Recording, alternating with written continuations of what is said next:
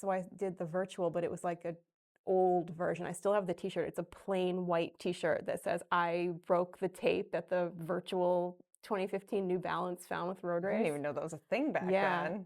Was that like the only year they did a virtual one? I don't know, because that was the only year that I needed to look into it, but it was not what it is now. Now the virtual, you get like this amazing swag box with like the mug and like chalk to make your finish line, and then it was like I didn't know the virtual race came with all these things. Here's your white t-shirt that says I broke the tape at the New Balance Falmouth Road Race Virtual 2015. But yeah, it's come a long way.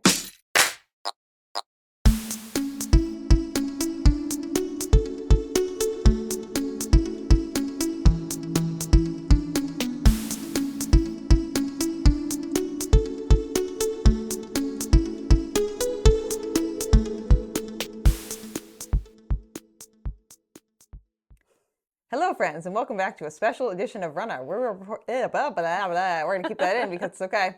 We are reporting to you live from, not live, we're semi-live. I'm really doing really well with words today. It's great. It's fine. It's August. I know. We're getting really close to the crazy time like we were talking about earlier. But friends, welcome back to your favorite local running community. I'm Juliana, and we are here at the Falmouth Running Club office, as you can see by all the lovely swag and merch that is behind us. And we are back with the one and the only, the fabulous and the favorite of the pod, Lindsey Benson. Yay.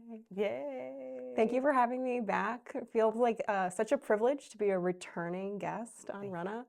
I think you're our first returning guest. It's so exciting. Very exciting. Fan favorite. And also very qualified to talk about the Falmouth Road Race. Like very qualified. Yes. Because you are, so friends, what we're going to be doing today is talking about some insider locals tips and tricks about running the Falmouth Road Race, because Lindsey and I both live in town full time and we've run the race multiple times. She's run it as the social media manager. How many times did we say? 9? I think between, yeah, so I think this is maybe my 8th or 9th time running it, like as a member of the team. And I've also run it not with the road race, twice in person. And I was telling you I did the virtual race, which was a thing in 2015. It just wasn't the amazing at-home edition that it is now. I have the white t-shirt. Yes, she has the white t-shirt to prove it. If you need to see any of our mugs, this is my 11th time running the road race, I think. I counted my mugs the other day. And I have 10 mugs. This will be my 11th mug. Yeah, I think this is my 11th mug too.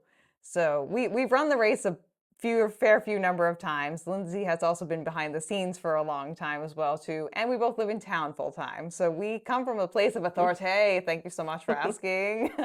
But we're going to give you guys some tips and tricks that you potentially haven't heard like on the big general social channels, or just from people who are just giving general tips, because we have the insider, not dirt, but just like information that's useful, and hopefully you'll find it useful here. But I think it'd be interesting, Lindsey, to start off with talking about how, like, your job with the road race, because that would explain why possibly you've run it unofficially a bunch of times. Right. So I work as the social media manager for the race, and one of my jobs is on race day, you might see like a crazy person running, holding a full-size DSLR camera in one hand. That's me. So I love to do it. I take photos of people along the course, and we'll use them for our website and for our social media for the following year. It's a lot of fun. I did practice, like trained on my treadmill holding a camera before my first time, but now it's like for you. easy. I just do it. And I feel like people have run with crazier items in their hands. Probably. Oh, I'm sure. Like I've seen guys like running with like cinder blocks on their backs. So I think you're probably, this feels okay to me. Yeah. This feels okay to me, but it does give you some kind of like prowess or authority when it comes to talking about things that are like helpful to people who are running on the course, things that you've seen happen on the course. Right. And like just your experience as a runner yourself, like what you find is helpful. Would you like to start us off with a tip, or would you like me to start off? No, I'll let you start. Like I really am like, oh, like I'm so, the official tips are like so ingrained in me, like the FAQs. I'm like, what am I even going to say that's you not gotta like break an out that official? box. I'm trying to break out of the box. So yes, you start us out, and I'll see if I can add on from there. Okay. I think once we get going, we'll think of other things, because we were kind of talking a little bit earlier, and I could feel myself spiraling. Well, good. But my first tip was that you can walk/run to the starting line. And I would say most locals probably do walk/run to the starting line. There are quite a few people. So if you are staying locally, or if you are someone who lives in town, or you live within, like, I would say like probably like a 5-mile radius of the Woods Hole starting line. I mean, if you live further away, you can still run or walk to the starting line. But a lot of people walk or run to the starting line, and it is allowed. You are allowed to walk or run to the starting line. You cannot drive. That is not allowed. No, no, no, no, no, no, no. But you can walk there. I was telling Lindsey earlier, one of the greatest joys in life is walking down the bike path at like 6 a.m. when the sun is rising with a cup of coffee in your hand, knowing that you're going to run the Falmouth Road Race. And it's just like, it's weirdly calm. Like the whole bus experience is very, very, very hectic and very chaotic and just a lot. It's the same for like any major marathon. You know this too, Lindsey.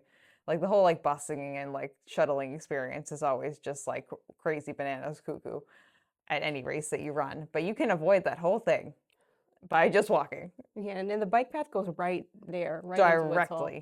Directly to Woods Hole. So if you can pick up the bike path anywhere, you have a straight shot directly to the starting line. I guess another tip would be that you can leave your bike at the bike valet. At the bike you valet. You have to sign up for it, but yeah, it's a great option. Yeah, I feel like it's not something that really gets utilized as much as it probably should, but I don't know. Any tips or tricks that you can think of, Lindsey? Yeah, when you were talking about the craziness of the buses, it actually reminded me. Yes. So you're absolutely right that the buses get wild, but I get there pretty early. So I like to catch the picture of all the buses just lined up down the road. It's such a cool image. And when I get there, and even when I end up getting on the bus, because I'll usually wait and get on with my husband and my kids and whoever's running, it's actually not crowded at all. Like, I know, you know me, I don't like to get up early. No. I'm not an early person. No.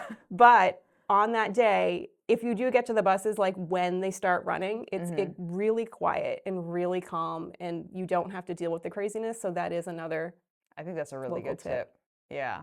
Also, like, I am someone who doesn't like to get up like that early. Like, I'll get up at like 6 or 7. Like, that's fine. But like 4, don't find me. But I would say that it definitely is easier to get up on road race day. Especially if you're someone who like really responds to like there being a lot of energy in the air. I find myself on most days when I have to get up, like, which isn't much often anymore, which is thank God. But if I have to get up at 4 a.m., it's like, it's a sludge. It's a slog. It's getting out of bed is really hard. But on road race day, like, you just feel the energy. The whole town is just like a ball of energy. And you're just like, yep, I'm getting up at 4 a.m. Here I am. It's like when you're going on vacation and you have to get up at 3 to go to the airport. But you're excited. Yes, yes. Yeah. So like you can definitely utilize that energy to like get yourself to the first bus. Then you get first dibs of the water and the porta potties. I was going to say the bathrooms. Yes, the bathrooms are so clean. Yes. They won't look that way by the end either. So don't think it's going to keep staying that way. But that would be a good way to like be able to use the restrooms. You are kind of using the restrooms like pretty far ahead of time of the race. But if it makes you feel more comfortable, like that's definitely something you can do. And I don't know if people know, like, there's a lot of stores and like coffee places open down there. So it's not like you're getting to Woods Hole and like sitting, waiting for the race to start. Like, there's so much to do. Last year, my family was upset with me because I didn't have my credit card. And James wanted to go into a store, I think, and buy gum or something. It was like, yes, there's stores open. No, you can't buy anything right now. We really needed gum before we ran the Falmouth Road Race. But they 100%. Are. There's stores, and grab a coffee, grab a snack, grab some breakfast. Yeah, and you can just kind of like sit out if you want to. Does the road race have like a clothing donation policy or like a bin or anything like that? I don't think so. I think we actually say, please don't bring extra.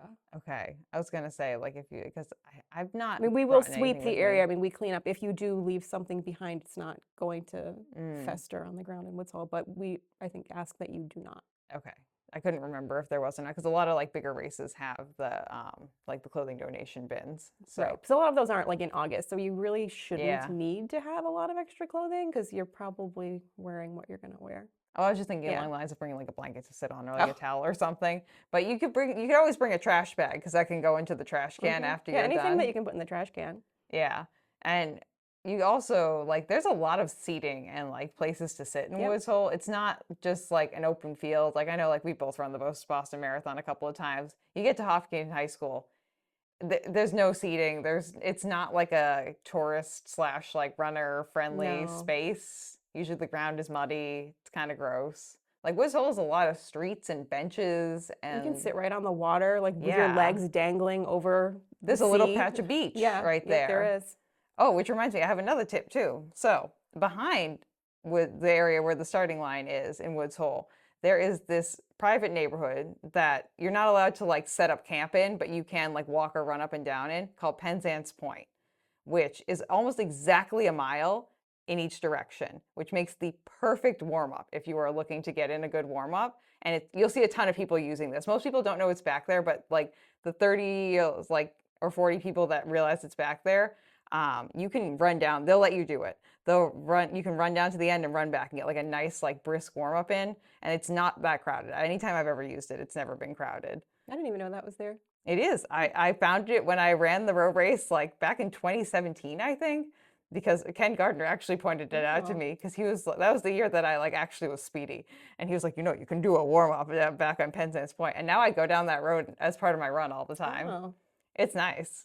But I like to play, if I broke the window in this house, how much would I owe in my head? Usually it's in the millions.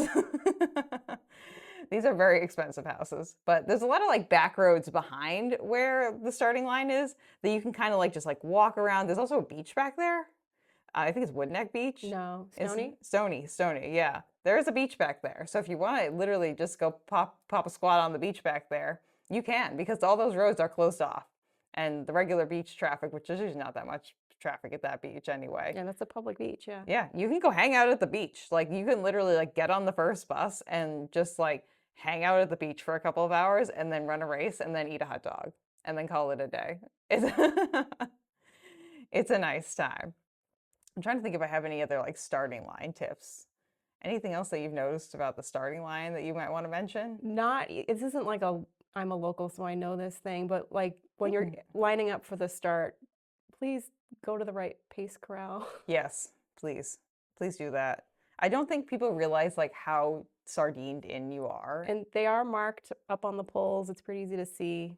It's better to like go a little bit slower than your predicted pace than it is to go with the fast people, because you will either get trampled or you will cause other people to get trampled or you cause other people to get hurt because they are tripping over you or you're tripping over them, and it's not worth it. Your pride is not worth it. Like, we appreciate the effort. We appreciate like that you think that you are fast, and like we believe in you, but don't do that. I think that's a really good tip, Lindsey. Again, yeah, not an insider tip more or less, but a nice like reminder. A reminder. They are marked. Go find your pace and yeah. It's not as strict as like Boston where they like give you waves, but like we want to trust people. Yeah. Yeah. I think that's self-seed honestly. Yes. Genuinely. Yes. Make sure that you are not going to get run over by someone else or cause someone else to like trip and fall and get hurt. Yes. Because the beginning is a little bit congested and yeah. It opens up by like mile 3. Mile 3 is when you hit Surf Drive Beach and you kind of realize that yes, you will be turning into a fried egg on the sidewalk today. That's my favorite part, though. That's my favorite part, too. People love it or hate it, but I love Surf Drive. I don't mind the heat, though. No, me neither. I'm also like I do better in the heat than I do in the cold. And so like I hit Surf Drive, and that's when like most of the people start to peter off and start like, if you were questioning whether you were going to walk or not, this is where you start walking. And then everyone else is like off the street, and I'm just like, yes, I have the whole street open to myself. Everyone is cheering for me because there's no one else. Everyone else is just walking. And we will also note too, this is not like an insider tip. If you are going to walk on the course, please walk to the side. Please go to the side of the course, so that way the people who are like moving speedier can just go through the middle, and then our more party pace friends can move to the side. Right. Just, again, this is safety. And likewise, that reminds me, again, not a local thing, but just a courtesy thing. If you're not stopping at the water stop, stay in the middle. Yes. So people can slow down. Yes. And also, like, you're allowed to also, like, signal to the water stop people that you don't want water. Like, if they try and shove it in your face, you can be like, no, thank you. Like, you can let them know. You don't have to just, like, keep going and, like, plow through them. If one of them sees that you're turning it away and, like, can hear you, usually the other people will also get the note, and they'll just, like, not offer you water too. I'm not a water drinker at this race, so I agree. Yeah, they don't push it on you. Yeah, you just have to just be like, no, and then they'll be like, oh, okay, great. And don't be a jerk. We don't need to be a jerk. Like, it's not needed. Mm-mm. But yeah, Surfside Beach is my favorite spot too. Definitely, like when you get to the beach, look around. I will say, my only like major problem with this race is that you can't really see some of the sights because there's so big of a crowd, which is Oh. not really a problem. But people are like, yeah, the beach is so beautiful. I'm like, you didn't really see much of the beach though, because like the beach when everyone is there on like miles like 3 through like 5-ish, it feels so different than it does like if we were out there right now when there's not a huge crowd. Yeah. My local tip would be either come back after 2 p.m. on Sunday after you run the race, or go there before or after race day so you can actually see what the beach on Surf Drive looks like, because it's going to look completely different. Yeah. It's like when I ran the Chicago Marathon, I went back to the starting line area where like the bean is and everything, and I was like, whoa, this does not look like it looked like it. Wow, okay, big change. Go look for the osprey nests too. There was one year I ran, Yeah. and like I ran with one of my friends, and we were like stopping and like amazed by the osprey. And Uh-huh. but you don't do that during the race. Yeah, don't stop in the exact center of the What are race you course. doing? But they're really cool. And again, before or after, Yeah. let's check out the osprey nests. Yeah, we have them up on these like big kind of like telephone looking pole doodads that have a big slab of wood on the top. And I mean, they're pretty obvious. Once you see one of them, you'll be able to easily spot the rest of them. But that's definitely something to Yeah, take in as well, really too. cool. There's a lot of nature here on the Cape that people don't realize is here. Mm-hmm. Like you can probably easily see some like cranes out there. You might be lucky and see like a seal. You might be unlucky and see I a was gonna shark. say seals and sharks too. Yeah. I've had some friends who are training for triathlons recently get kicked out of the water because of the Yeah. sharks. So uh, pay attention to the shark warnings because they are real. There are sharks out there. But there's also a lot of turtles, ton of horseshoe crabs. Holy crap, we have so many horseshoe crabs around here. And I guess another insider tip, which isn't really a super insider tip, is you can take the shells and the rocks off the beaches as souvenirs if you'd like. Yeah. Also, there are painted rocks and shells that are just like kind of strewn about the town of Falmouth. I found one like a month ago from Cape Cod Shells. It was gorgeous. I found one too. Yeah, I found one actually at the right next to the Surfside beach house. It had like a starfish painted on it. I found mine in the Falmouth Road Race finish line garden Oh, yeah. on the bench. Yep. Yeah, people will leave those, and Mhm. then also like the Kindness Rock Project Yes. leaves like a lot of these like really wonderful painted rocks all around town. And the purpose of those is to like bring joy to you. So if you feel like it's fine to leave the rocks there and to leave, like if you find one of those like shells, you can leave it for the next person. But the point of that is to just spread a little bit of joy. So if you've come across a rock that has a fun painting on it and it brings you joy, take it home with you, you know? And hopefully it can continue to bring you joy. But you can take those rocks and those shells specifically, but also just like general rocks and shells that are out on the beach, and sea glass. Sea Oh my glass gosh, is yeah, fun. we have so many jars of sea glass at my house. Yep. Yeah, you too can create your own Cape Cod memorabilia for a very low price of probably free plus whatever container you're going to put it in. So I wouldn't advise upon like, unless you have like a giant backpack that like you want to carry rocks in, I wouldn't advise stopping and picking up rocks while you're running. Well, you shouldn't. Yeah, don't run with Don't- a backpack of rocks. Yeah, Sounds don't. like- I don't know why you would ever do that. That would be if you really hate yourself. Be like, I will be picking up rocks and I will put them in there. It will be very uncomfortable and it will be extremely heavy. And every time I move, it will go boom, boom, boom. Just imagine the noise from that too. It's just like all little rocks, like just like 500 like teeny tiny rocks in someone's like running No. backpack. I don't know if that's exactly the move, but are backpacks allowed? I don't think they're even allowed. No, at I our thought that you were race. talking about at this point, like before or after, if they're No. sightseeing. But I mean, No, no backpacks allowed. running Don't- with So the definitely don't consider it during the race. But No. even after, if you're going back to see the sights, Don't- probably running with a backpack full of rocks after you finish the race sounds like a weird form of torture. if you end up running with a backpack full of rocks, please DM me on the Runnah like Instagram. You because are next on the show. I will have you like I'll find you. I'll bring my camera out. We will record like a real-time interview with you how it felt to run with rocks in your backpack. It's found with rocks specifically, you know. But yeah, you can take those kinds of souvenirs with you if you're looking to like take things. Once in a while we'll find like starfish and like the bigger shells and like sand dollars here, but that's not as common as like the shells and the rocks. Rocks are like a pretty popular item here in Falmouth. Definitely keep an eye out for the people with the with the hoses. Mm-hmm. There are many hoses. There's one that's down usually right around the Surf Drive Beach House. You take that corner, there's usually a guy with a hose there. There's one in Woods Hole when you're going through the hills. He's Oh, on yes. your left. Mm-hmm. I think there's a couple on Surf Drive Beach. There are. For sure. There's one. Scranton Ave. There's at least Yep. one. Yep.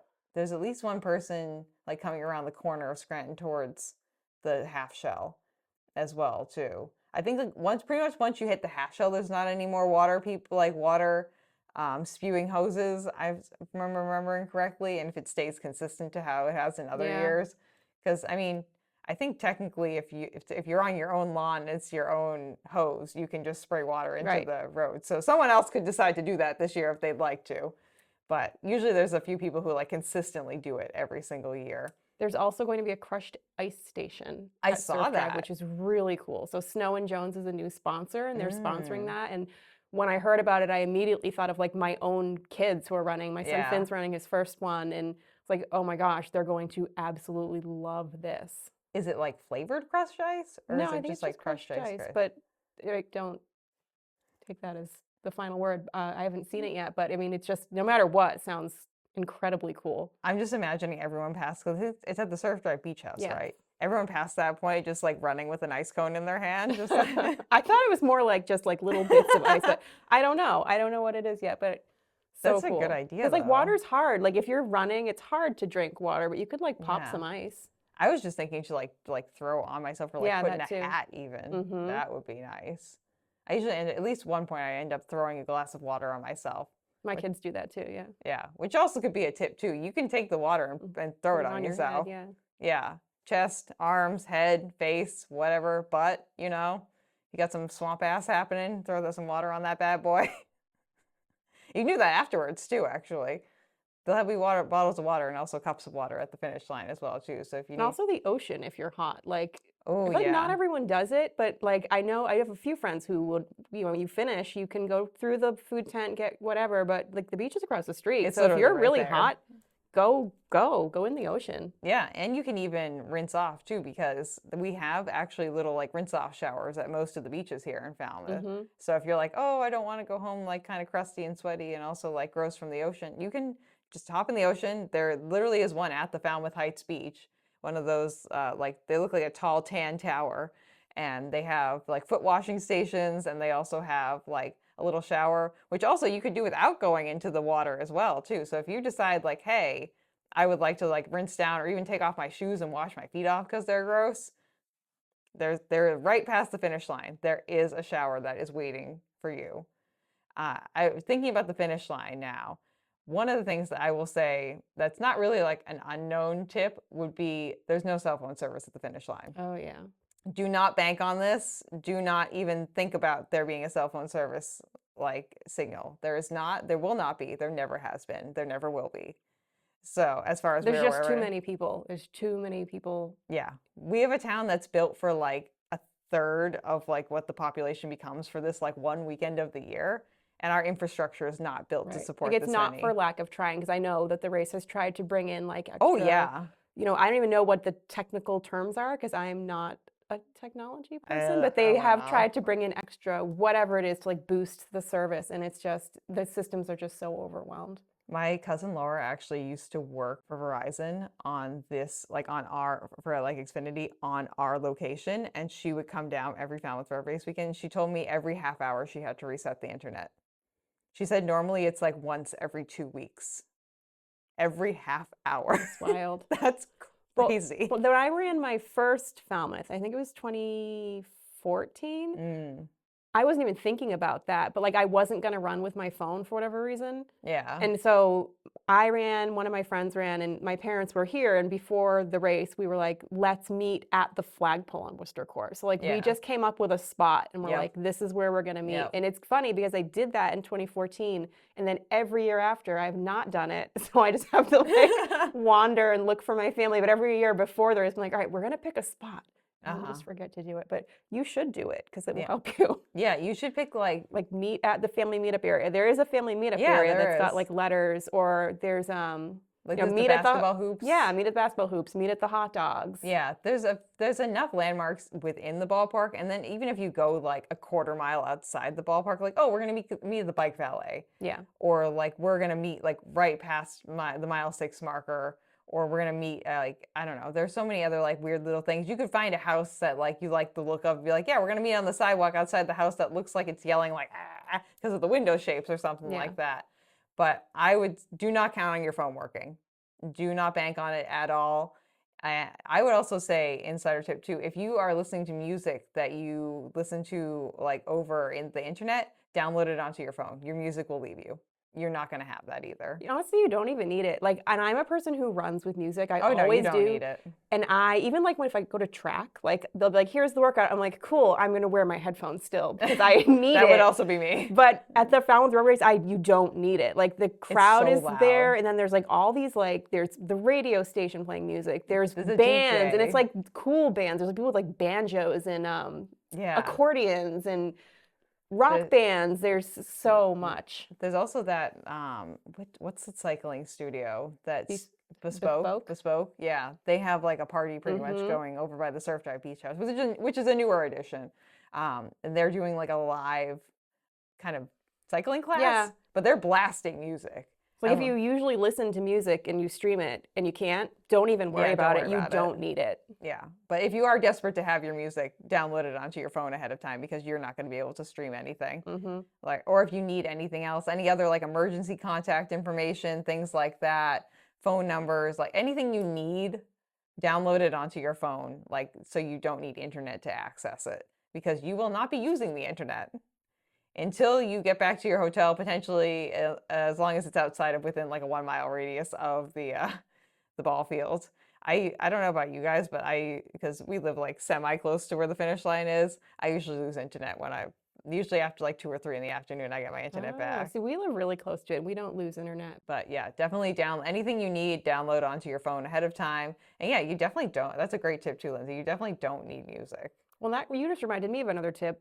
So it's crazy trying to get out of Falmouth Sunday, right? Yes. And you were just talking about people are coming to the restaurants. Go to the restaurants. Like, yeah, take your time because you're going to be in traffic if you try to just head right out of town. There's so many great restaurants here. Yeah.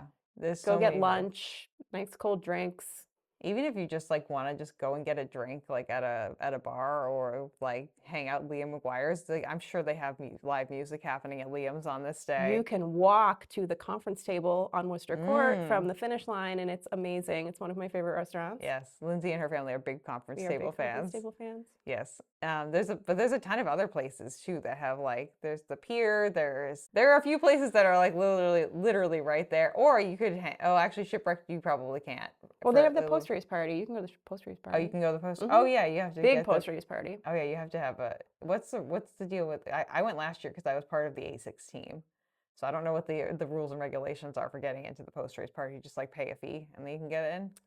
I'm not sure. I'm sure we'll be putting out more. Yeah, check out the Falmouth Road Race website for more information on that. And Shipwrecked. I'm sure Shipwrecked has a lot of information about it. Yeah.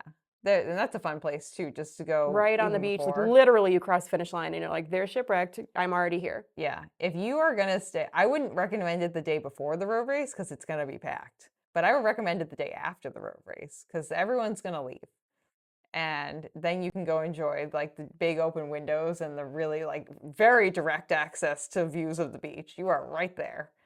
It is really nice. But that you also reminded me too, Lindsay, of what we talked about earlier is that. After 2 p.m., there's no traffic on the roads here. Like, it is gone. It is, like, physically gone, and it happens like clockwork every single year. And, like, I have a view of, like, where the traffic usually hangs out from my window, and by 2 o'clock every single year, it feels like this town is a ghost town. So if you're, like, worried about getting stuck in traffic, my friends, just leave after 2 p.m. Go get a nice lunch, like, have some drinks, hang out at the beach, chill, and then leave after 2 p.m. and you'll be good. It's a nice time. Yeah, if you haven't experienced the traffic after the race, it really is. It's horrendous. It's bumper to bumper. Like literally, I have walked back to the Falmouth Road Race office, which is in the downtown area, to get my car faster than the people who are in their cars trying to get out of town. Like I just passed. They're still sitting in the same spot. Oh, yes, yeah, and people get angry too, And that so too, don't get angry. Like, it's I no one's know it's fault. frustrating, but like, It's no one's fault. no, It's but just like you put 11,000 runners plus their support crews in one space that is not meant to hold that many people, it will get congested. That's just math. That's all that is. That's not hate, that's not anger, that is math. yeah, you just kind of have to try to be chill about it. And I'm like the least chill person in the world. So if I'm telling you this, like, you have to go into understanding that there's going to be congested, there's going to be a lot of traffic, but you will get out. Yeah. Or you can just wait until after 2 p.m. and you won't hit any traffic. Trust me. It literally, like, it's wild. It also, like, it's crazy. If you're going to stay that late, go and check out the finish line area after that time frame too, because, like, snaps and kudos to the Falmouth Road Race team. You guys get that finish line cleaned up, like, fast. That's the Dimsey team. Yeah. Oh, is it the Dimsey team? Yep. Okay. The Dimsey team, like, it is, you would never know. If you go after, especially after like 3 or 4 in the afternoon, you would never know there was like an 11,000 plus person road race happening there earlier that day. Same with the trash. I would say shout out to the volunteers and to Kavosa because Oh, they yeah. get every scrap of trash starting at Woods Hole along the entire course. Like, you'd never know. And this is in my neighborhood, the finish line, and I'll walk my dog the next morning and you would have no idea that there was a 11,000 person race here the day before. There's nothing.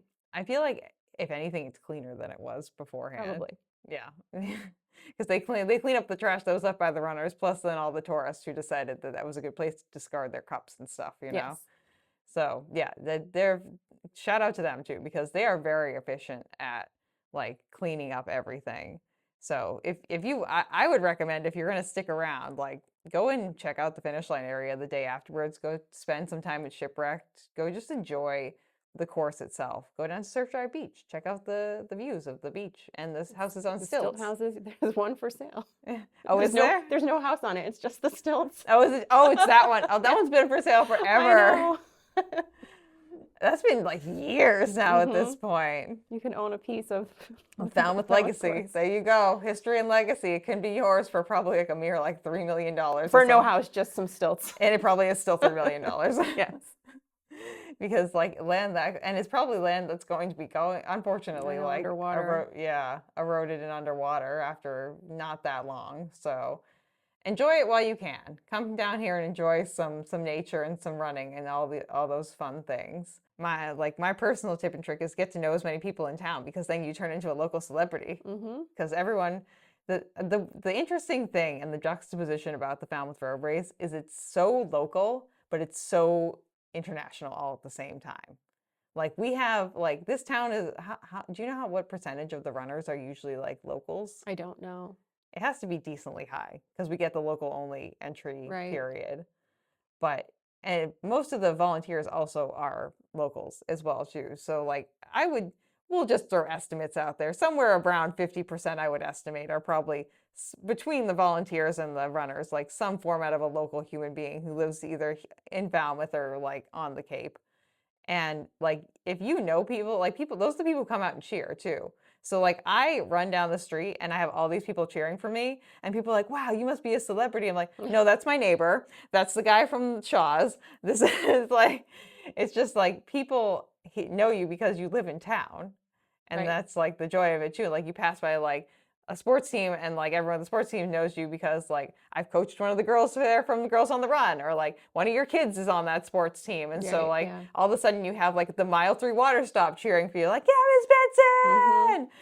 And yeah, I mean, insider tip, become friends with everyone in town, but then you can get cheered for by everyone. But it definitely is like a really fun race to run if you are someone who is local to the area. But then again, you get the people from like India and like Japan and like Botswana who are here. I've made friends with people through the race who are from not here. Like I met, I don't know if you know Gary, who comes from Canada. Oh yeah, Gary from Canada. Yeah, Canadian I met Gary. him through the race. He's not coming this year, unfortunately, but he's like such a cool person who I met through the race. Yeah. Who else did I meet? I mean, Brian Baker I know very well now too. He's technically kind of a local, but he lives in New York. I feel like I've just met a lot of people in passing as well too. And then of course we get like the Olympic athletes. Right. Who are here as well. When I was out walking my dog a few years ago, someone asked me if I knew where they could like, is there a place where they could run on grass or something? And I was like, Yeah. are you Gemma Steele? She's an elite runner Oh from my Britain. God. I was like, can I take a picture with you? And then, yes, you can run over there. But yeah, it's so many cool people. Yeah, it's just that again, like the people who are like really high tier athletes who like, yes, Oh, Lindsay. yeah. So Would you like to I say would something? like to say something. I completely forgot about this. Like one of I the like moments that watching I'm that come across your so face. excited about, I got to ride in the elevator with Tatiana McFadden. I love Tatiana Right? McFadden. And I like Ah. got to the top and like was like texting my parents. Like, I just rode in the elevator with Tatiana McFadden. She is like Claim to amazing. fame. Yes. I'm so excited. Well, this year we had the 50th running Yes, of of the the wheelchair division, So cool. which is going to be a lot of fun. Friends, look forward to. I have 2 interviews coming to you from wheelchair athletes that are going to be competing in the road race. We'll get them pre-athletes. Are you allowed to say that? I can't remember their name. I think it's Herm Garlick, I think is his last name. And I think the other man's name is Ian, potentially. Matt hooked me up with them. Yeah. Just because I'm going to be doing 4 live episodes of Runnah at the expo. Oh, cool. So I was able to secure in them. I have them, a charity runner for Well Strong, and Brian Baker, who this is his 43rd consecutive Falmouth. Thank you so much for That's wild. asking. Yeah, he has that tank top that he replaces the number on every year, which I think is funny. But yeah, you can meet people like Tatiana McFadden just like hanging around, just like they're just in town, you know? At the casino wharf in the elevator. Yeah. Also, I guess kind of an insider tip, if you do live locally or if you own property locally, you can host an elite runner. It's not really like an insider tip, but if you're someone who like really enjoys the sport of running and wants to support like an elite athlete and really just enjoys being able to interact with elite athletes in a kind and respectful manner, please and thank you, you can do that. Like, yeah, it sounds so amazing. Like it's one of the things that's like on my list for when my kids move out. if I ever get like a house that has more or an apartment that has more than 1 bedroom, like I'm fine with like sleeping like with someone else in my apartment, but I just feel bad like because I pretty much have like a studio, so it's like mostly like one big room, and I'm just like, okay, if I was an elite athlete, I would probably want some privacy the night before. I wouldn't want this girl to be like watching her YouTube videos and like singing to herself the whole time, like that I'm trying to like get in the zone and like possibly win money at this serious race. So, but if I ever do get like I have like a second room, I would love to host someone because that'd be a lot of fun. I love being a tour guide too. And getting someone to be like, friends, okay, we're gonna go to the Knob and we're gonna go to the lighthouse, and I have like a repertoire. My friends know when they come down here for the first time, they get a tour. Yeah, all the must-sees. But that's something you can't do. Like they're always looking for households to host athletes. It's how Scott Gelfie's daughter Hannah got married to Ben Flanagan. You too can find your own Ben Flanagan potentially. No promises, but you know, it has happened. But yeah, that's definitely something that I think doesn't really get as much like love as much. I think it gets talked about by you guys at the road race, but it just is something that I don't know, I guess isn't like flashy enough that people like really tend to gravitate towards. Yeah. But it is something you can do. There's a lot of like little hidden crevices here at the road race. We'll also say, just like because we were talking about Tatiana McFadden, if you are an adaptive athlete, like the race would love to have you. So don't feel like you're limited by just like running like via your feet. You can also like, well, run via your feet and have like other challenges like being blind or things like that. Or you can be an adaptive athlete in another function or fashion, and you can use your wheelchair, or you can use some other type of adaptive device, or we have the push room chairs as well too. So like I feel like as far as it comes to like being an adaptive friendly race, Falmouth does a pretty good job. Like we have a pretty robust, and Matt, who many of you probably already saw on the podcast, does a really good job like bringing in the adaptive athletes, I feel. He does. So it's nice to know that that is an option for you too. If you're sitting here thinking, well, Juliana, like my feet, me and running, we're not like best friends about that in that kind of way. You can run in your own kind of way, which is a lot of fun. I was just working on something for coming up, I think Wednesday, we're announcing or reminding everyone of our sponsor for our duo division. Oh, so I was yeah. doing a little write-up about that, and the team that came in first in the duo division, which is a runner pushing a person in a wheelchair. Think Rick and They Dick Hoyt. finished, I don't remember what their time was, but I think their pace was like a 6:13 mile, which This is freaking I Christ. can't propel myself at that speed, No. let alone pushing Control a chair. right up those hills. Like it's just incredible how athletic some of these teams are.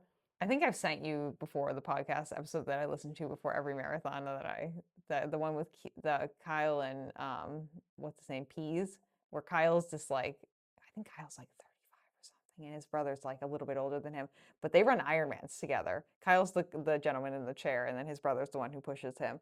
But like these guys are crazy like talented, and I'm like, and they're like winning Ironman like outright, like not even against like other duo teams, but like outright winning these things. And like, yes, Kyle does have like a boat that they push him in and stuff like that too, which is another wild thing. Like I can barely put my own body into the water. Well, the duo that we're featuring with our sponsorship, I don't know if you remember her, but the person who's in the chair her name's Carol.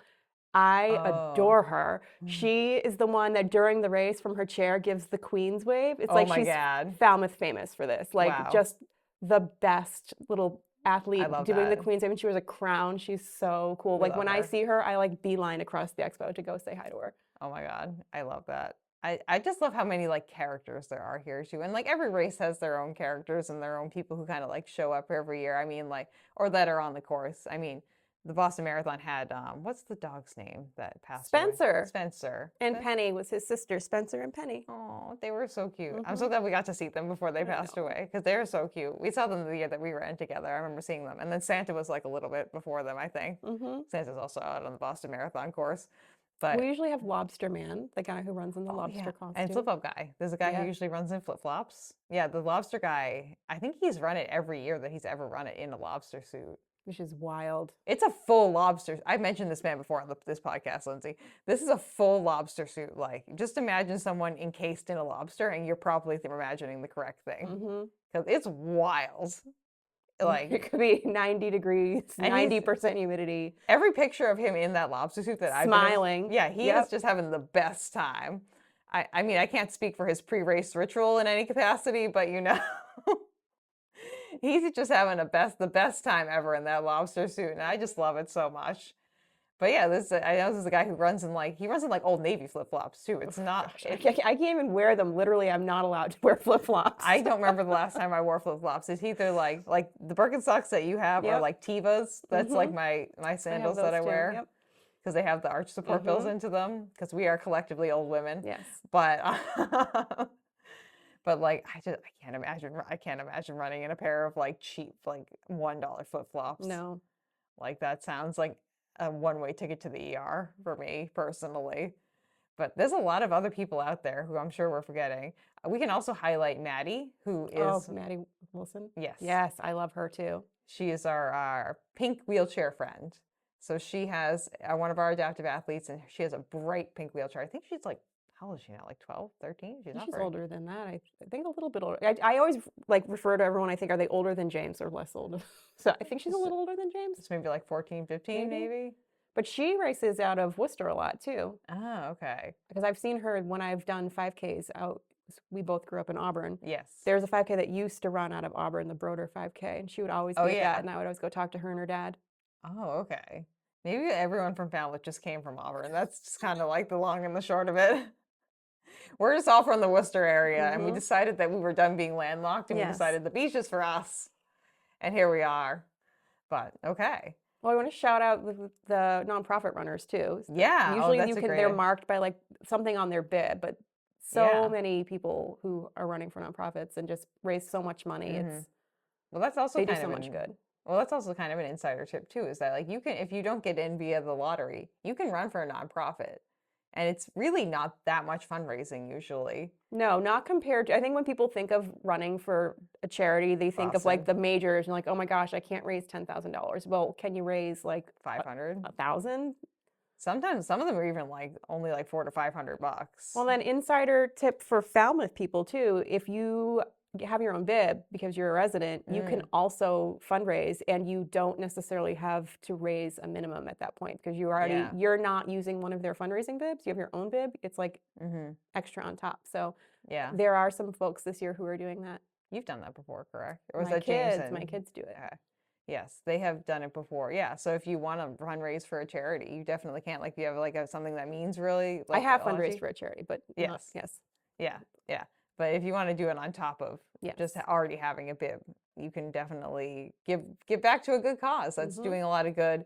And like we talked about in the episode with Andrea, where she talked about uh, the charity bibs program, a lot of the charities here go back to local organizations, a lot of local It has to charities. be like a Massachusetts-based charity to have access to this program, I believe. Yeah.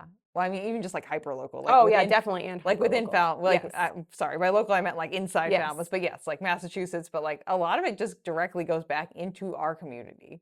Like the Falmouth Road Race is a community driven, but also community supporting event. So by giving back to a charity, you're largely helping other people who live in the community, Mhm. which is really great. So that's definitely that's a really good tip, Yeah, and Lindsay. that reminds me because there's like sometimes you'll hear chatter like in groups online and whatnot. It's like, Yeah. oh, it's too corporate. And it's like, it's not corporate really at all. It's run by No. local people. Literally, the whole team like lives in town. Yeah. You know, we're Year supporting round. local nonprofits. I mean, we have a corporate sponsor, and that's pretty much that's where it ends. Yeah, yeah. And I mean, any race that's going to be as big as the Falmouth Road Race is, if it wants to continue, needs to have a sponsor that's that big. Hmm. That's just math. That's just how it works.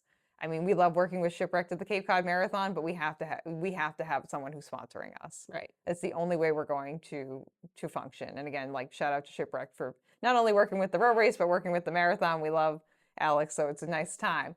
But you you don't know everything that's happening behind the scenes. I think another thing to, I don't know if you saw this because I put it on Facebook, but Uh-huh. remind me with Shipwrecked. So if you're in town and you're running, Uh-huh. like say maybe Saturday night before the road race, doing a Yeah. little shakeout run, if you see the Shipwrecked free shuttle, they Oh, will they'll cheer cheer for you. Oh my gosh, because I was running Saturday night and it was late. Like I don't think I left my house till 7:30. So this was probably around between 8 and 8:30. I ran by the Shipwrecked shuttle and they were so excited to see me running. And like I don't know you, but they were cheering and like Yeah. trying to give me high fives out the side of the That's so golf funny. cart. So yeah, watch for the Shipwrecked shuttle. They are super enthusiastic fans of local runners or runners who are in town for the road race, I would imagine. Yeah. Well, I think that also plays into the fact that, or the tip that Falmouth in general is a community that's very runner aware and focused and supporting. Like I'll go for a random run and I'll get someone like high-fiving me or like screaming off their porch, "Nice job!" And like you just get random like people being like, "You're looking good out there." And they're just saying it because they're used to like other people being either they themselves run or they're just used to people running by their house so often that they're like, yeah, that's a nice time. Good job. I feel like at least once a run, as long as I'm not like alone on the trails by myself, I get like someone being like, yeah, good job, or like someone like clapping for me or honking at me in Yeah. a positive manner. And or just like cheering for me from their porch or something. When Matt and I run with the kids sometimes, they're both training for the race. Oh, you must and get so much yes, cheering. yes, Yeah. they get a lot of support from just random people we Random don't know. people. Random people. This is definitely something that's like unique to Falmouth as well too. I don't like. I mean, you and I have run in Auburn. There's usually not anyone cheering for you in Auburn. No. You're usually also the only one who's running in Auburn. That's like usually even if you're not here around the road race, there is a lot of people out running at all hours of the day, and you will see another runner whether you like it or not. Literally, unless you're out on one of the more like off the beaten path trails or something. But it's a very runner-centered town, which works out that we have a road race here, you know? Yes. It's a it's a good combination. So expo tips. I mean, I think you have to decide what kind of expo experience you want because That's a good tip. choosing which day and what time of day you go is going Yes. to really shape how that is. So like it can be really exciting to go when it opens because it's like there's like a countdown, there's a line to get in. Yeah, the like woo. But then you have to understand that you're going to wait in line outside until there's it a crowd. opens. But really cool experience. And also you get first dibs on all of the merch at the expo, which is And really the free cool. stuff that's also being handed out by people. Other time that's really crowded is right after the kids run. Tends to be really crowded, gets really congested. If you choose to come right in from the kids run and come to the expo, you just have to be patient because Yeah. it's a really popular time. But if you wait, an hour later, you're fine. Totally chill. Yep. Yeah. I will put that disclaimer on all day Saturday as well too. Saturday is definitely the most popular day for people to come and pick up their bibs.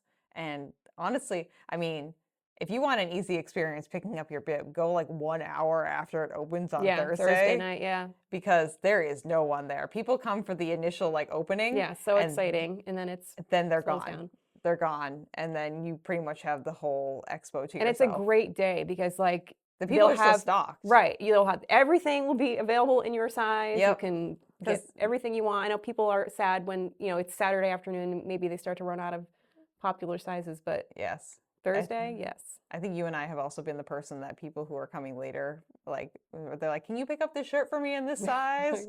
Maybe. And you're like, okay, I'm going to see if they have it or not. And you kind of are a personal shopper for a few people who might be showing up towards the later day of Saturday, just because they know for a fact that, like, yeah, there's not going to be anything left. And, like, yeah, if you do kind of show up on Thursday after that initial rush, the road race, like the people who are there as vendors know what the numbers are that they're probably going to be dealing with for the weekend. So they came with like 11,000 people's worth of stuff. And only, like, it seemed like there was a lot of people in front of you at that opening. It was probably only like 400 or 500 people max. So they still have almost everything left. So you don't have to worry about that initial rush taking like the merchandise away and things like that. They have plenty. They have plenty to go around. Like, don't worry about it. And yeah, decide, like, do you want to have like a nice relaxing experience? Do you want to just get in and out? Parking is also not a problem necessarily, but a challenge. Can be a challenge, especially on the morning of the kids' run. Yes. Yeah. So Saturday morning, I believe. Yeah. All day, most of the day Saturday. Most of the day Saturday, you're gonna have a challenge finding a parking spot, getting in and out. It's just it's crowded. I always tell people to allot at least another 30 minutes for parking. Like, but you'll in find and it. out. You just, again, like, you just have to be patient because people are always leaving. People are coming, they're leaving. So you'll find a spot. It's a flow. Yeah, and definitely, like, if you want to get in and out, you can. The only thing that you're required to do is pick up your bib and hopefully pick up your goodie bag, which includes your mug and your bag and your lovely, like, poster and also the program for this year. It's digital. Oh, it's digital. Yeah, it was last year too. Oh. Maybe that's why I didn't have one. I throw them out. I'm so sorry. I love them. I still have all mine. So I have one of the posters still. I try and give the posters away. I don't feel as bad about the programs, but the posters, I love the posters. I only have one framed right now in my house, but Which one is it? It's, I don't even remember. It's just one of the beautiful, like, painting ones. Oh, okay, it's not the one. From a while back. It's not a recent one, which is like what I'm saying. Now I have like a bunch of them in my room that are still rolled up, and like we're kind of in the process of moving our youngest child upstairs and turning his room into an office, and I'm already like dreaming of like having road race posters framed, like hanging them on the walls. I was just wondering because I only have one road race poster framed as well too, but it's the one with the houses on the stilts. Oh, because I love Surfside Beach, my favorite beach. But that one, I was like, oh gosh, we got to frame this one. This one is mine, and it just stays up year round in my apartment. You got to have at least like one nod to the road race. And also, I know that you posted recently about like the mug displays. I got to send you a picture of my mug display too, because that's something that definitely happens around here too. Is people who run the race every year, they know where their mugs are. Ours are in our sunroom on a mug display. They're like hanging on hooks and on a shelf, but it's all together. Yes, hanging with display. Yep. We do not drink out of them because then I don't they will drink get out broken. of mine. Yep, nope, I do not drink out of mine either. They live in like a little like just decorative chest that's in my kitchen, and they're all lined up by year. Mine too, by year. It's funny too because if you go into anyone's house who lives in Falmouth, you'll find at least one Falmouth Road Race mug. It's like it's a bare minimum, at least one. Yeah, we have some of the like really cool vintage ones that my parents had, and I've like inherited these mugs, and we keep like pencils in them and stuff on the kitchen counter. They're so cool. That's a lot of fun. Yeah, it's one of those things that it's so unique to Falmouth, but also like to people who live in town, it's such a mundane thing too. It's like, of course I have a Falmouth Road Race mug. Like, what are you talking about? Well, I was stunned. They the Instagram channel did a poll, and it was like, do you keep them on a display or do you drink out of them? And I think the last time I looked, the majority of people said they drink out of them. And I was like, who drinks out of them? What, something could happen to your mug. You could break that thing. You use it for what it's intended? Blasphemy. Right? I can't imagine doing that. No. That just feels weird to me. We usually have a bunch too. Like this year, there's 4 of us running, so we're gonna end up with 4 mugs. But like the one that goes in the display, don't touch it. And I imagine too, if you ask nicely enough, they would give you an extra mug because you do work for the road race. I'm sure. If you were like, yes, I need a mug because all my coffee mugs are broken and I just so happen to really. I'm a teacher, so I feel like those are words that I will never speak. All of my Mm. mugs are broken. I'm sure you have plenty of like Miss Benson or like Teacher of the Year Yes. mugs or like World's Best Teacher mugs or things like that. That's a really good teacher gift most of the time, unless you live in Falmouth. I feel like the Falmouth kids should get more creative. They know. They know that you have mugs. We do have mugs. We have many, many mugs. Mugs. So many mugs. All the mugs. Well, those just go in the cabinet. Yeah. The road race mugs are special. They are very special. Yeah. Before we drift too far off the expo, though, I did want to add one thing. Yes. Like, the race is not bluffing when they say you need to pick up your bib at the expo. Yes. Yeah. There's no bib pickup at the start line. Nope. And absolutely none. They don't bring the bibs there. There is no one in charge of that. If you don't pick up your bib at the expo, you are not running. It gets put in a box on a truck and is taken away. And I feel really bad. And I receive some of the messages from people, and there's, stories, and I feel bad for them. Like, something happened, but we don't have them. Like, there's literally nothing I can do to help you because they are packed up. We do not have them at the race. So please either come to the expo and get your bib or make arrangements with someone. You can have someone else pick up your number. They just have to have a picture of your license. So you don't physically have to pick up the number, but you have to have someone else at least physically pick it up. And I'm sure if you ask nice enough, you can probably find someone who will do that for you. Yeah, people have asked on the road race post, and I've been like, go to Fabulous Falmouth or the Falmouth Running Club group, reach out, see, maybe someone will be willing to help you. I mean, if I'm friendly folks. Genuinely, if I'm at the expo and like, I'll probably be there a good chunk this year because of all the FCTV stuff I'm doing, I'll pick up your number for you if you're nice enough to me. Like, I don't have a problem with that. It's not a big deal, but like, there's no way. And please, friends, I know we've talked about this before on this podcast, do not run as a bandit. No. It is a safety concern.